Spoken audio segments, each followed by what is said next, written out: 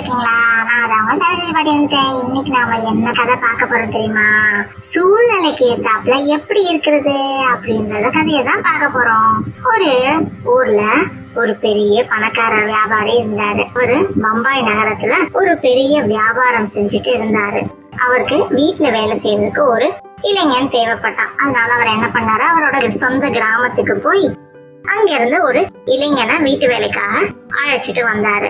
கிராமத்துல இருந்து பம்பாய்க்கு கூட்டிட்டு வந்த அந்த இளைஞனுக்கும் கிராமத்தை தவிர எதுவுமே தெரியாது, எழுத படிக்கவும் தெரியாது. பம்பாய்க்கு சென்றதும் அவனுடைய வியாபாரி அவனுக்கு அன்பா சொன்னாரு, தம்பி இது ரொம்ப பெரிய நகரம், கிராமம் மாதிரி கிடையாது. இங்க நிறைய காரு, பேருந்து, ஸ்கூட்டர்னு எல்லாம் வேகமா போகும். நீ கடைக்கு போகும்போது ரொம்ப கவனமா போயிட்டு வரணும் அப்படின்னு சொன்னாரு.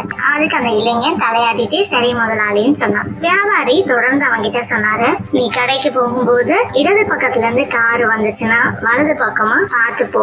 அதே மாதிரி உன் வலது பக்கத்துல கார் எல்லாம் வந்துச்சுன்னா நீ இடது பக்கம் கவனமா பாத்து போ அப்படின்னு சொன்னாரு. அதுக்கும் அந்த இளைஞன் சரி முதலாளி நீங்க சொன்ன மாதிரியே நான் செய்யறேன் அப்படின்னு சொன்னான். ஒரு வாரம் எல்லாம் நல்லாதான் போச்சு. ஒரு நாள் காலையில இதாயிடுச்சு. அந்த இளைஞன் கடைக்கு எப்பயும் போற மாதிரி போனான். அப்ப அவனுக்கு இடது பக்கமா ஒரு கார் வந்துச்சு.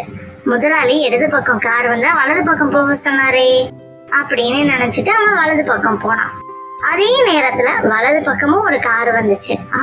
வலது பக்கமும் ஒரு கார் வருதே, முதலாளி வலது பக்கம் கார் வந்தா இடது பக்கம் போக சொன்னாரே அப்படின்னு நினைச்சிட்டு அதனால அவன் இடது பக்கம் போறதுக்கு முயற்சி செஞ்சான். ஆனா முன்னால ஒரு காரு, பின்னால ஒரு காரு, இடது பக்கம் ஒரு காரு, வலது பக்கம் ஒரு காருன்னு அவனை சுத்திடுச்சு காரு. அவன் என்ன செய்யறதுன்னு தெரியாம நடுவுலயே அப்படியே நின்னுட்டான். அப்போ ஒரு காரு அவனை தவறுதெல்லாம் மோதிடுச்சு. உடனே அங்க அக்கம் பக்கத்துல இருந்தவங்க அவனை மருத்துவமனையில கொண்டு போய் சேர்த்தாங்க. சேர்த்துட்டு அந்த செய்திய அந்த வியாபாரிக்கு தெரியப்படுத்தினாங்க. வியாபாரியும் உடனே மருத்துவமனைக்கு போய், தம்பி நான் சொன்னபடி நீ கவனமா நடந்திருந்தனா இப்படி ஒரு விபத்து நடந்திருக்காதுல்ல அப்படின்னு சொன்னாரு.